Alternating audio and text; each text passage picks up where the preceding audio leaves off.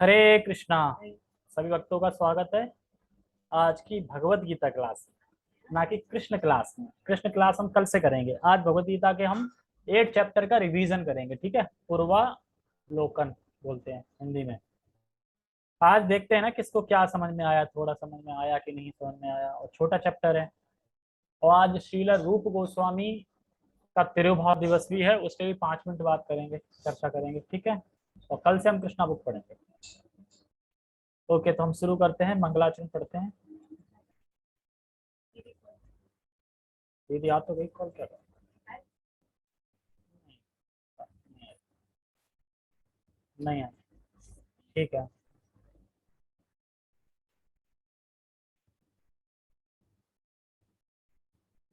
जिसको सुनने का लाला रहता है वो 8 बजे का टाइम देख लेता है। किसी को बार बार तो उससे क्या है, वो कहीं भी ये तो स्मरण रहता है ना 8 बजे का। पता नहीं। वही मैं एक लेक्चर में सुन रहा था कि कुछ याद याद रहे ना यार, एक क्लास का टाइम याद रह जाए ना, वही बहुत है। चलो हम मंगलाचरण करते हैं। ओम अज्ञानतिमिरान्धस्य ज्ञानञ्जनशलाकया चक्षुरुन्मीलितं येन तस्मै श्रीगुरुवे नमः। श्रीचैतन्यमनोभीष्टं स्थापितं येन भूतले स्वयं रूपकदा मह्यं ददाति स्वपदान्तिकम्। वन्देऽहं श्रीगुरो श्रीयुतापदकमलं श्रीगुरून् वैष्णवांश्च श्रीरूपं साग्रजातं सहगण रघुनाथान्वितं तं सजीवम् साधुवेतं सावधूतं परिजन सहितं कृष्ण चैतन्य देवं श्री राधा कृष्ण पादान सहगण ललिता श्री विशाखांत विशांचा। हे कृष्ण करुणा सिंधु दीनबंधो जगतपते गोपेश गोपिका कांता राधा कांता नमस्ते। तप्त कांचन गौरांगी राधे वृंदावनेश्वरी वृषभानुसुते देवी प्रणमामि हरिप्रिये। वाञ्छाकल्पतरुभ्यश्च कृपा सिन्धुभ्य एव च पतितानां पावनेभ्यो वैष्णवेभ्यो नमो नमः। जय श्री कृष्ण चैतन्य प्रभु नित्यानंद श्री अद्वैत गदाधर श्रीवासादि गौर भक्तवृंद। हरे कृष्णा कृष्णा कृष्णा हरे हरे, हरे राम राम राम हरे हरे। रामाय रामभद्राय रामचंद्राय वेदसे रघुनाथाय नाथाय सीताया पते नमः। नमो विष्णुपादाय कृष्णपृष्ठाय भूतले श्रीमते भक्तिवेदांत स्वामिनि इति नामने। नमस्ते सारस्वते देवे गौरवाणी प्रचारिणे निर्विशेष शून्यवादी पाश्चात्य देशतारिणे। हरे कृष्णा। ठीक है, तो हम शुरू करते हैं।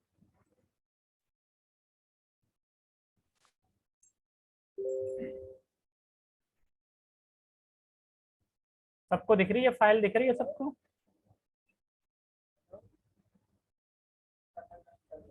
ओके, ठीक है। तो हम भगवत गीता के 8 चैप्टर का रिवीजन करते हैं, थोड़ा जल्दी जल्दी फास्ट, क्योंकि अभी तो पढ़ाई है, ज्यादा दिन बीते नहीं है। तो 7th चैप्टर का लास्ट जो श्लोक था, वो लास्ट श्लोक वही था, आदि देव क्या है, आदि भूत क्या है, आदि यज्ञ क्या है। तो थोड़ा झलक दी गई थी 7वें अध्याय के लास्ट के श्लोक में। फिर 8वें श्लोक से फिर स्टार्ट करते हैं। फिर अर्जुन वाचा, तो मैं खाली जल्दी जल्दी श्लोक पढ़ूंगा, फिर अनुवाद पढ़ूंगा, ठीक है। किम तद ब्रह्म किम आध्यात्मम किम कर्म पुरुषोत्तम आदिभूतम च किम प्रोक्तम आदिदेवम किम उच्यते। अर्जुन ने कहा, हे भगवान, हे पुरुषोत्तम, ब्रह्म क्या है, ब्रह्म क्या है, आत्मा क्या है, सकाम कर्म क्या है, यह भौतिक जगत क्या है, तथा देवता क्या है, कृपा करके यह सब मुझे बताइए। तो इसमें 4 प्रश्न करे गए थे, सॉरी 7 प्रश्न करे गए थे इस श्लोक में। अर्जुन ने 7 प्रश्न करे। कौन कौन 7 प्रश्न है? ब्रह्म क्या है, आध्यात्म क्या है, कर्म क्या है, आदि भूत क्या है, आदि देव क्या है, आदि यज्ञ कौन है, और लास्ट का है कि मृत्यु के समय कैसे व्यक्ति आपको जान सकता है, मतलब कैसे आपका स्मरण कर सकता है, कैसे स्वभाव ला सकता है स्वभाव में आपको। ये सब चीजें पूछी गई थी। नहीं सॉरी, इसमें 6 बताए गए हैं, 3 बताए गए हैं, और बाकी के 4 लास्ट में बताए जाएंगे इस वाले, ठीक है। पर ये टोटल 7 प्रश्न है। आदि यज्ञः कथा को अत्र देहस्मिन् वो मधुसूदन प्रयाण काले च कथम गेयोऽसि नियतात्मभिः। हे मधुसूदन, यज्ञ का स्वामी कौन है, यानी आदिभूत क्या है, वह और वह शरीर में कैसे रहता है, यानी आदि देव, और मृत्यु के समय भक्ति में लगे रहने वाले आपको कैसे जान सकते हैं, यानी मृत्यु के समय कैसे आपको जान सकते हैं।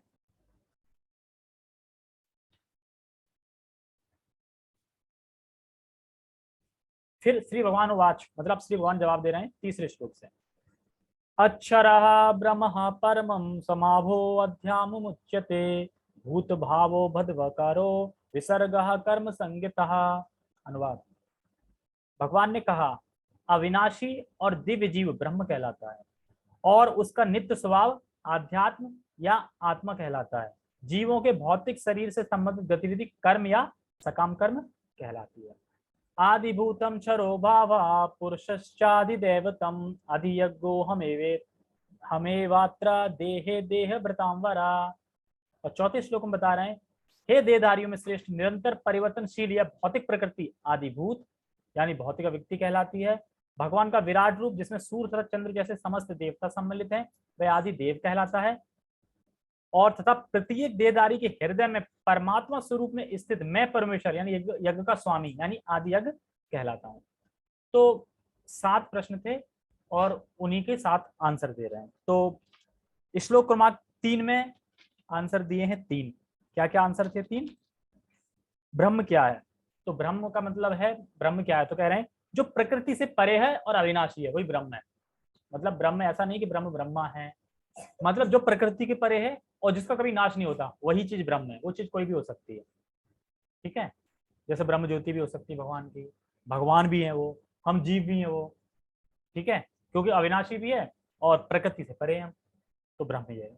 दूसरा आंसर था आध्यात्म क्या है, तो आध्यात्म बता रहे हैं उसका स्वभाव जो जन्म कर्मों के अनुसार छाप पड़ती है, उसके अनुसार जो कर्म करता है उसे उसका स्वभाव कहते हैं। स्वभाव मतलब आध्यात्म, छाप पड़ती है ना जो, उसी से स्वभाव बनता है। फिर जो कर्म क्या है, वैदिक कर्म जो स्वर्ग इत्यादि प्राप्त करने के लिए करते हैं उसे कर्म कहते हैं, ठीक है। अगले फिर चौथे में बताए हैं 4 प्रश्नों के आंसर। आदिभूत क्या है, आदिभूत मतलब जो नित्य परिवर्तनशील है यानी स्थूल शरीर, ये परिवर्तन होता रहता है ना स्थूल शरीर, ये आदिभूत है। आदिदेव कौन है, आदिदेव है भगवान के विराट रूपों को कहते हैं जिसमें आदिदेव सभी देवता भगवान के अधीन कार्य करते हैं। मतलब भगवान का एक विराट रूप है और सारे देवता उसमें स्थित हैं और जैसे जैसे भगवान ने जिस जिसको ड्यूटी दे रखी है वो अपनी ड्यूटी कर रहे हैं, ये हो गया आदिदेव। आदि यज्ञ कौन है, ये भगवान कृष्ण स्वयं है, परमात्मा के रूप में भी है और वैसे भी है यज्ञ के स्वामी। मतलब जो भी संसार में यज्ञ चल रहे हैं, जो भी कोई भोग चल रहे हैं, उनके स्वामी कौन है, वो कृष्ण ही है। और आदि यज्ञ हो गया, ठीक है। और क्या था, मृत्यु के समय कैसे हमें याद कर सकते हैं, तो वो आएगा अगले असली 8.5 में बताया है कि मृत्यु के समय कैसे मुझे जान सकता है, तो इसमें पढ़ते हैं 5वें। अंत काले च मामेव स्मरण मुक्त्वा कलेवरम य प्रयाति समद्भावम याति नास्त्य संशया।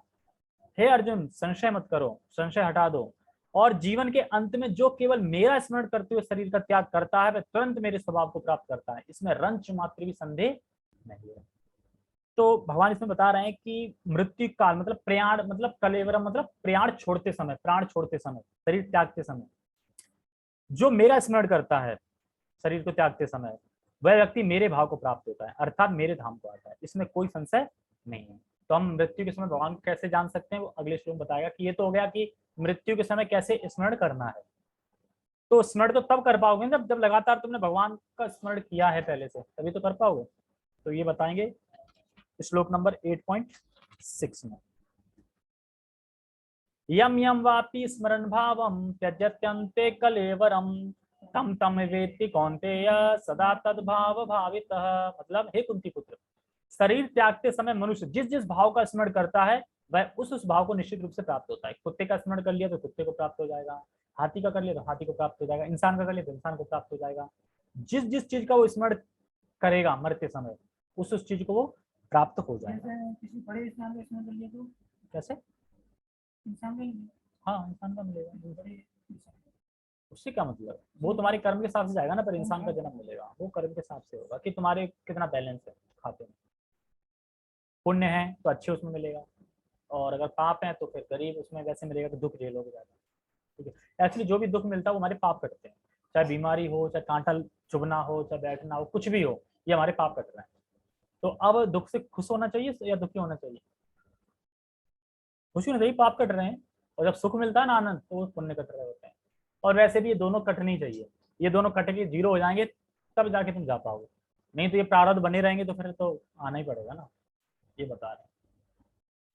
ठीक है, और जिस व्यक्ति ने जीवन भर जो कार्य, मतलब जिस व्यक्ति ने जीवन भर जो कार्य किया है वही तो अंत काले में स्मरण आएगा ना, तो इसलिए कह रहे हैं इसमें शरीर त्याग के समय जिस जिसका स्मरण करता है वो वहां जाता है।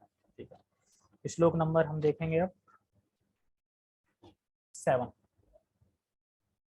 तस्मात् सर्वेषु कालेषु मामानुस्मरण युद्ध च मय्यार्पते मनोबुद्धि मानवे विवैश्य संशय। अतएव हे अर्जुन, तुम्हें सदैव कृष्ण रूप में मेरा चिंतन करना चाहिए, ना शिव रूप में, ना ब्रह्मा रूप में, ना विष्णु रूप में, सिर्फ कृष्ण रूप में मेरा चिंतन करना चाहिए।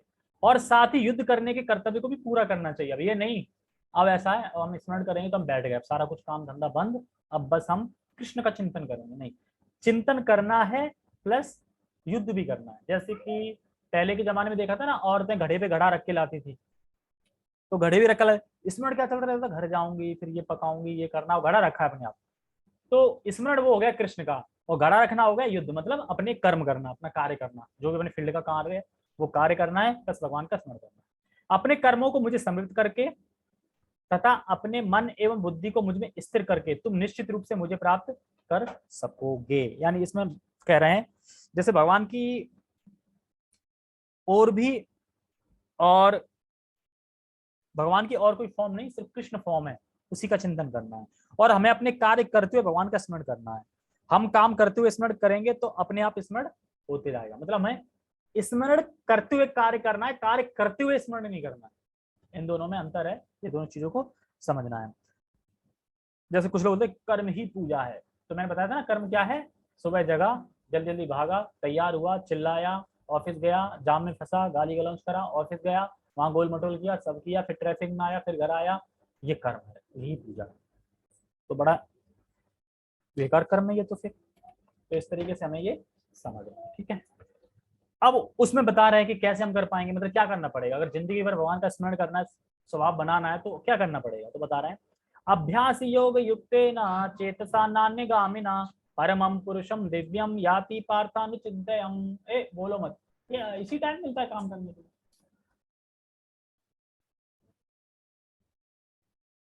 अनुवाद, हे पार्थ, जो व्यक्ति मेरा स्मरण करने में अपना मन निरंतर लगाए रखकर अवचलित भाव से भगवान के रूप में मेरा ध्यान करता है वह मुझको अवश्य प्राप्त होता है। तो मन निरंतर लगाना है भगवान में, क्या करना है, मन को भगवान निरंतर लगाना है। अगर मन नहीं लगता है हमें तो क्या लगाना है फिर है? हाँ, मतलब जीभ लगानी है, इंद्रियां लगानी है, मतलब इंद्रिय जीभ आ गई, ठीक है। तो हमें इंद्रिया लगानी, क्योंकि इंद्रिया लगाएंगे लगाएंगे लगाएंगे तो एक दिन मन भी लग जाएगा, ये बता रहे हैं। और अभ्यास से युक्त होना है, अभ्यास करना है।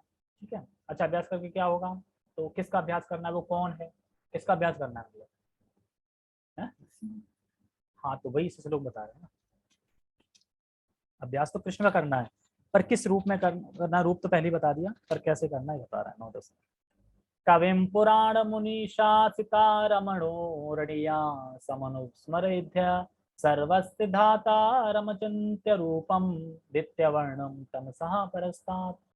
मनुष्य को चाहिए कि परम पुरुष का, मतलब परम पुरुष कौन है, उसका ध्यान, सर्वज्ञ, जो पुरातन, नियंता, छोटे से छोटा, लघुतर लघुतम से भी लघुतर, प्रतिज्ञा के पालन करता, समस्त भौतिक बुद्धि से परे, अचिंत्य तथा नित्य पुरुष के रूप में करें।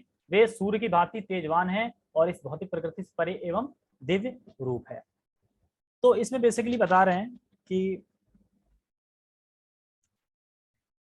भगवान का रूप दिव्य है, तो इसलिए मैं भगवान का रूप दिव्य है।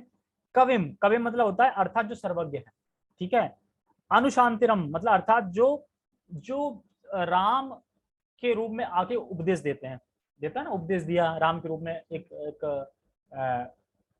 कैसे अच्छे चरित्र से जीना चाहिए, एक वो उपदेश दिया उन्होंने। और अड़ोर अड़ियाम अर्थात छोटे से भी छोटे हैं और बड़े से बड़े हैं और परमात्मा रूप में हैं। और सर्वस्व धरातम मतलब अर्थात सारे विश्व को धारण करते हैं। छोटे से छोटे कैसे धारण करते हैं, इसलिए अचिंत्य है। और आदित्य वर्णम मतलब अर्थात सूर्य के समान वह सूर्य को और अन्यों को प्रकाशित, सूर्य मतलब सूर्य खुद प्रकाशित करता है अपने आप को और अन्यों को प्रकाशित करते हैं। तो ये गुण है भगवान को, इनके ऐसे स्मरण करना है मतलब ऐसे लोगों का। अब जो परम पुरुष नहीं है कैसे स्मरण करोगे, मान लो जो छोटे से छोटा नहीं है, बड़ा है खाली छोटे छोटा नहीं है, तो इसका मतलब वो भगवान नहीं है, क्योंकि छोटा नहीं हो पा रहा ना। तो सब चीजें क्वालिफिकेशन होनी चाहिए। और फिर तरम तमस परस्ताम मतलब अर्थात माया कभी भी उनको स्पर्श नहीं कर सकती। तो भगवान को माया कभी स्पर्श नहीं कर सकती, मायातीत है, माया से परे है। ठीक है, तो ऐसे उनका करना है। अच्छा, फिर आगे बता रहे हैं कैसे कैसे करना है। अब यहाँ से स्टार्ट हो गया योग मिश्र, जो योग मिश्र भक्ति थी ना योगियों के लिए, तो योगी का स्टार्ट हो गया है। प्रयाण काले मनसा चले न भक्तया युक्तो योग बले न चैवा ध्रुवो मर्दे प्राणमेश्य मवेश्य सम्यक सतम परमम पुरुष मुपेति दिव्यम। कह रहे हैं मृत्यु के समय जो व्यक्ति अपने प्राण को भौं के मध्य स्थिर कर लेता है और योग शक्ति के द्वारा अविचलित मन से पूर्ण भक्ति के साथ परमेश्वर के स्मरण में अपने को लगाता है, वह निश्चित रूप से भगवान को प्राप्त होता है। तो इसमें बता रहा है जो वेद विद है, नहीं एक्चुअली इसमें नहीं बता रहा, 10 नंबर कहाँ गया श्लोक। अच्छा हाँ समझ गया, ठीक। तो मृत्यु के समय जो योगी होते हैं वे अपने प्राणों को कहाँ ले आते हैं, भौं पे ले आते हैं, भौं पे ले आते हैं, मध्य स्थिर कर लेते हैं और योग शक्ति द्वारा अविचलित मन से पूर्ण शक्ति से परमेश्वर का स्मरण करते हैं और स्मरण में लगाते हैं। तो जब ऐसे इस तरीके से जब प्राण त्यागेंगे तो निश्चित रूप से भगवान को प्राप्त करेंगे।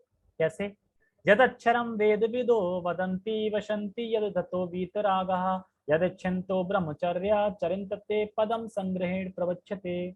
मतलब जो वेदों के ज्ञाता हैं, जो ओमकार का उच्चारण करते हैं और जो संन्यास आश्रम के बड़े बड़े मुनि हैं, वे ब्रह्म में प्रवेश करते हैं। ऐसी सिद्धि की इच्छा करने वाले ब्रह्मचर्य व्रत का अभ्यास करते हैं।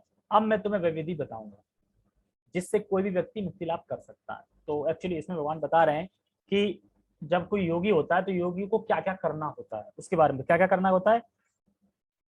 योगियों को ये ब्रह्मचारी जीवन बिताना पड़ता है और जो वीत राग है ना, द्वेष और वो द्वेष और राग है, उससे मुक्त होना पड़ता है। तो ये सब करना होता है। और क्या करना होता है,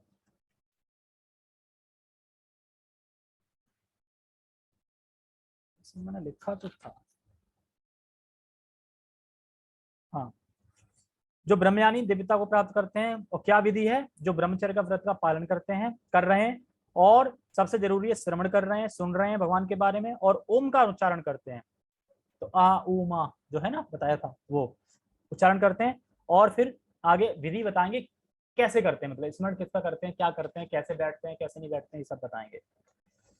तो माथे के बीच में जो चक्र को आज्ञा चक्र बोलते हैं, योगी के लिए एक बहुत क्वालिफिकेशन आएगी। तो क्या क्वालिफिकेशन बता रहे हैं इस श्लोक में, देखो पहले तो ध्यान करना है। अब ध्यान करना ही बड़ा मुश्किल है, कैसे ध्यान करें, ध्यान करेंगे तो किसी और का ध्यान आ जाएगा। नाम रूप गुण लीला पे और मृत्यु के समय आज्ञा चक्र पे ध्यान केंद्रित करके अपने प्राण को यहाँ लाना है। और वेद सारे, जिसने वेद पढ़ लिए हो, वेदों का पूरा ज्ञाता हो और ब्रह्मचर्य का पालन जो कर रहा हो, तो और लाइफ टाइम ब्रह्मचर्य का पालन कब तक करना है, लाइफ टाइम। तो इतनी सारी चीजें जो करेगा उसके लिए बता रहे हैं कि उससे वो जब यहाँ पे अपने प्राण लाके तब भगवान को प्राप्त करेगा, इतनी सारी क्वालिफिकेशन को प्राप्त मतलब पार कर चुका होगा। और आप बता रहे हैं विधि कि वो विधि क्या है। तो विधि बता रहे हैं, सर्वद्वाराणि संयम्य मनोहृदय निरुद्य च मध्यात्मनः प्राणम स्थितो योग धारणम। मतलब समस्त इंद्रिय क्रियाओं से विरक्ति को योग की स्थिति योग धारण कहा जाता है। इंद्रियों के समस्त द्वार को बंद करके तथा मन को हृदय में और प्राण वायु को सर पर केंद्रित करके मनुष्य अपने को योग में स्थापित करता है। तो एक तो योगी को सारे इंद्रियों के द्वार बंद करने होते हैं। अब भाई भला कोई अगर सारे द्वार बंद कर देगा, तो एक बात बताओ, अब इसमें किसी ने कान बंद कर दिए, ठीक है, और फिर ध्यान ओमकार का करना है, तो सारी चीजों को अपने मन को हटा के केवल कृष्ण पे ध्यान करना है, मतलब जो कृष्ण पे केंद्रित करना है। कृष्ण मतलब जो भी माने, मतलब ब्रह्म को मान रहे हो, विष्णु को मान रहे हो, उस पर ध्यान करेंगे सारे चीजों से अपने मन को हटा के। उसके बाद फिर इंद्रियों के सारे द्वार बंद कर लेंगे, मतलब आंखें बंद करिए, ये करिए। तो अब आंखें बंद कर लिए टकरा नहीं जाएगा कोई? कान बंद कर लिए सुनेगा क्या? सारी इंद्रियों के द्वार कैसे बंद करेगा कोई? कर ही नहीं पाएगा। कैसे करेंगे बंद? और फिर ध्यान करेंगे ओमकार का।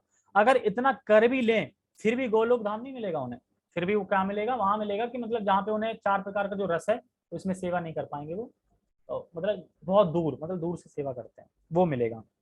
तो योगी योग से सिद्धि प्राप्त कर सकते हैं, पर जन्म मृत्यु के चक्रों को बंद कर सकते हैं, पर ये सब वेस्ट टाइम है। क्योंकि योगियों के लिए ये सब वेस्ट टाइम है, मतलब क्योंकि ये योगियों के लिए ही, हमारे लिए नहीं है, तो इसलिए इस पे ध्यान नहीं देना है। डिवोटी के लिए ये नहीं है, ठीक है। तो इतना कौन कर पाएगा? अपने सारे कर्म इंद्रियों को बंद कर लो और अपने भौतिक आसक्ति से अपने मन को हटा लो और फिर ओमकार पे ध्यान करो और फिर ये सब करो, तो ये नहीं हो पाएगा। फिर कह रहे हैं ओमित्येकाक्षरं ब्रह्म व्याहरन् मानुस्मरन् या प्रयाति त्यजेन्देहं सयाति परमां गतिम्। इस योगाभ्यास में स्थित होकर तथा अक्षरों के परम संयोग यानी ओमकार का उच्चारण करते हुए यदि कोई भगवान का चिंतन करता है और अपने शरीर का त्याग करता है तो वह निश्चित रूप से आध्यात्मिक लोगों को जाता है, ठीक है।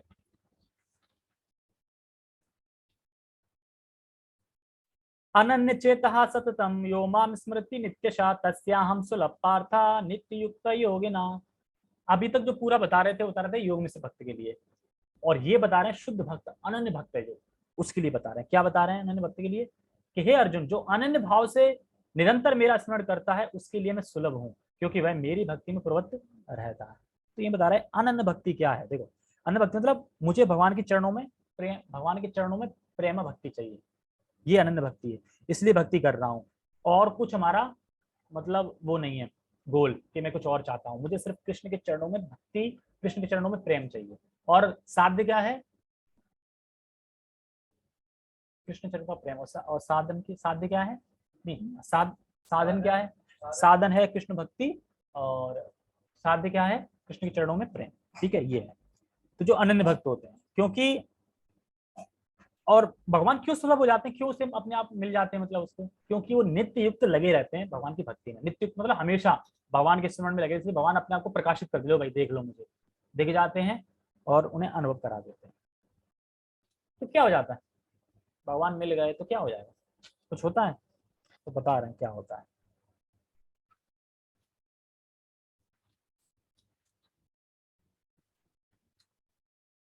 हाँ, तो 8:15 हम बता रहे हैं कि मान लो कि इससे पहले श्लोक में बताया गया था कि जो लोग अनन्य भक्ति कर रहे हैं वो मुझको प्राप्त करेंगे।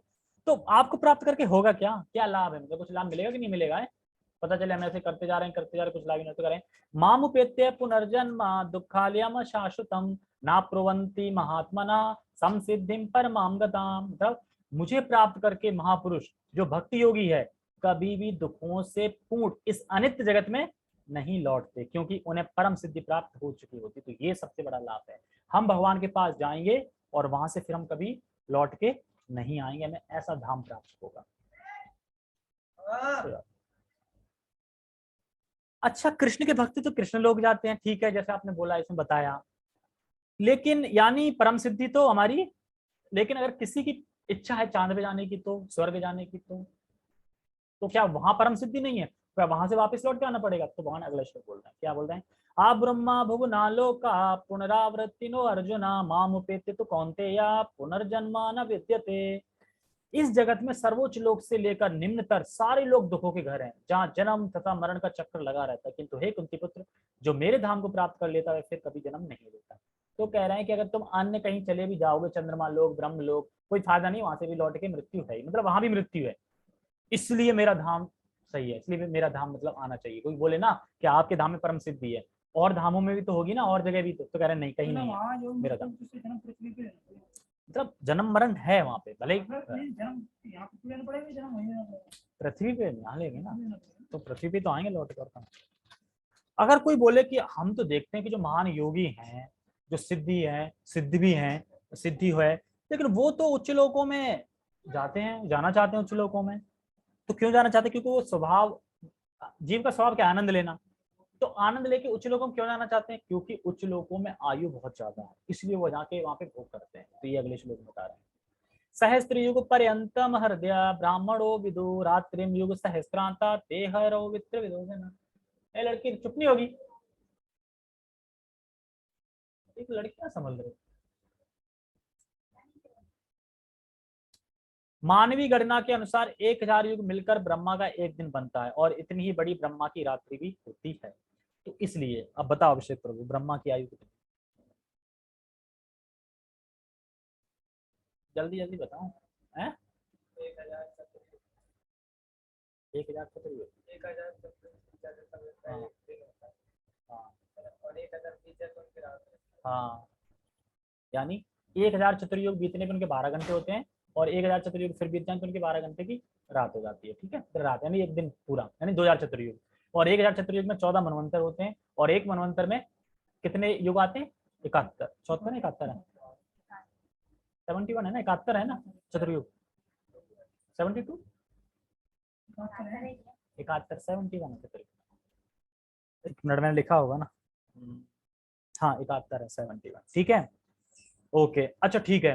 तो ये बता दिया कि वहां पे इसलिए जाते हैं योगी क्योंकि वहां पे आयु ज्यादा है।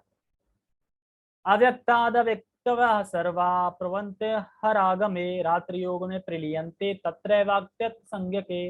इसमें बता रहे हैं कि ब्रह्मा के दिन के शुभारंभ में सारे जीव अव्यक्त अवस्था में होते हैं, और जैसी रात आती है तो सारे जीव व्यक्त में विलीन हो जाते हैं। यानी जब दिन होता है तो सारी सृष्टि हो जाती है, यहाँ पे सब कुछ चलने लगता है, जीव अपने कर्मों के साथ करने लगते हैं, और जैसी रात आती है सब यहाँ पे शरीर त्याग के और ब्रह्मा के पास जाके, और सब गर्भोदक है विष्णु के पेट में जाके विलीन, मतलब वहीं पे वास करते हैं। ठीक है,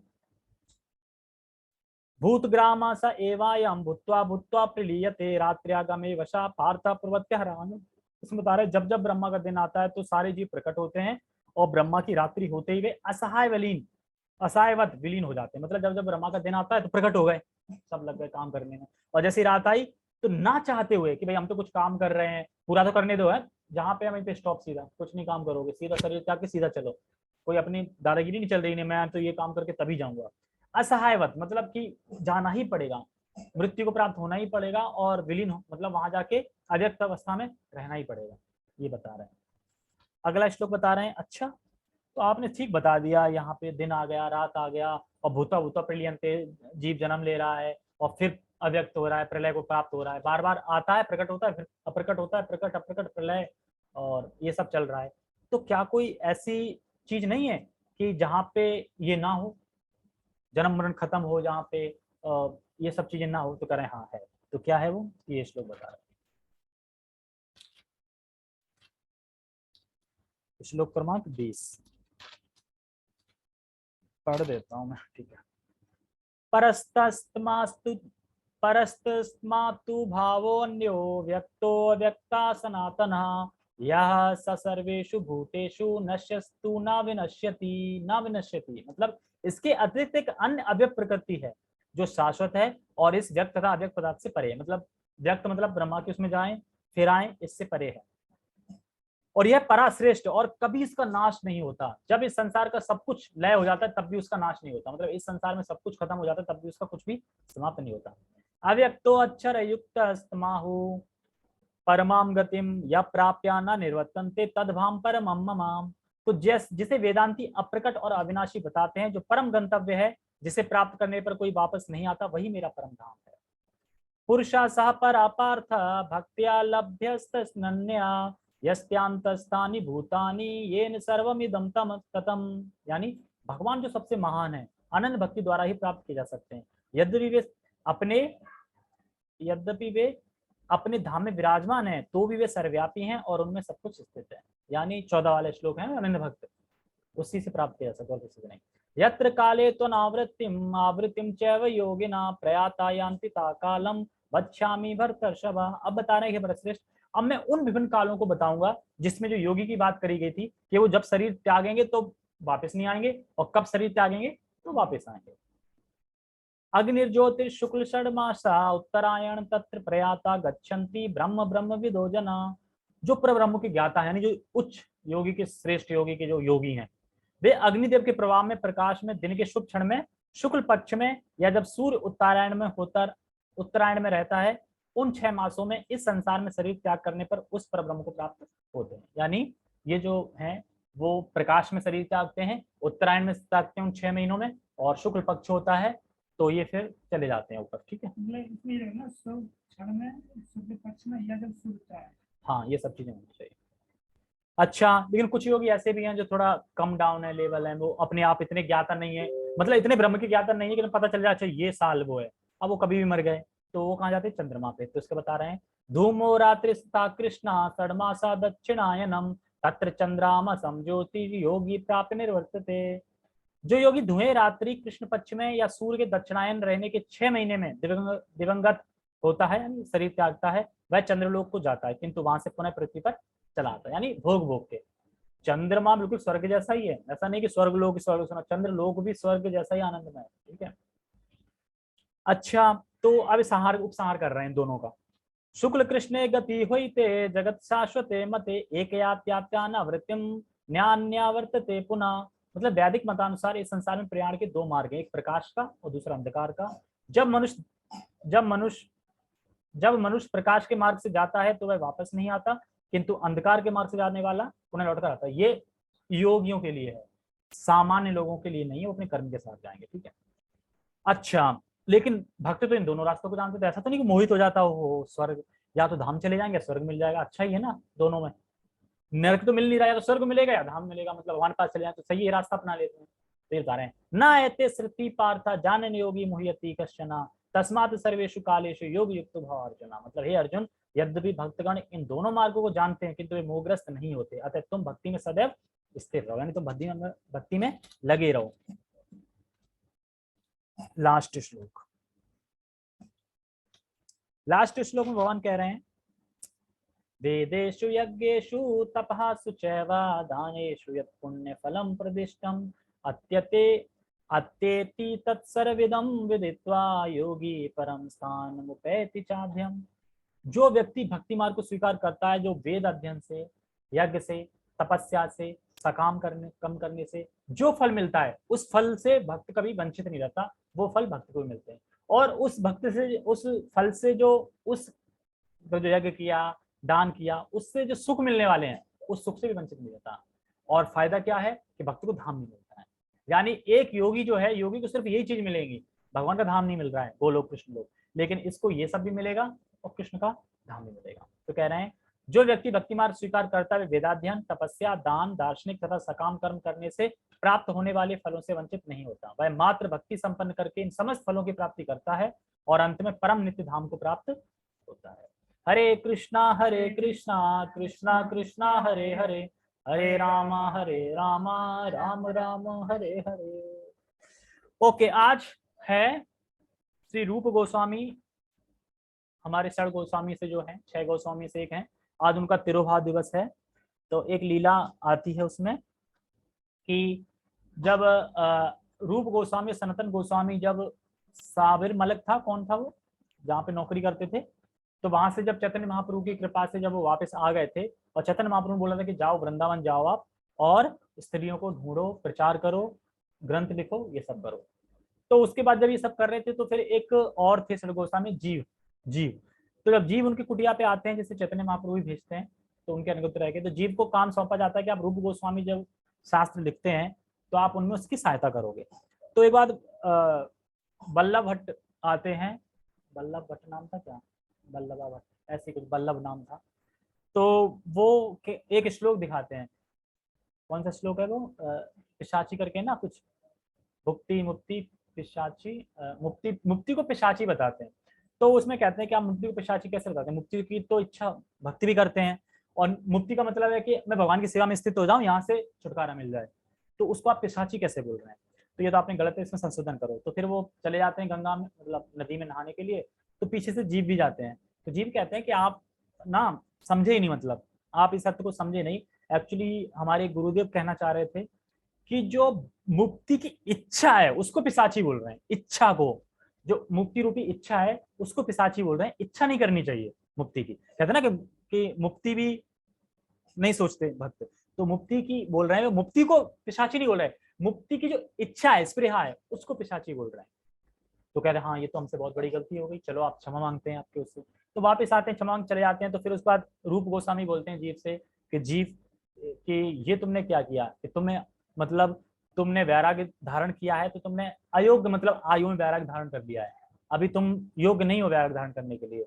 और तुमने मतलब जो वो बल्लभ भट्ट जो आए थे उसने इतना मतलब महत्वपूर्ण मान के संशोधन करने के लिए चुना मेरा श्लोक, और तुमसे ये सहन नहीं हुआ और तुम उनसे मतलब ऐसे ऐसे करके बोलने लगे।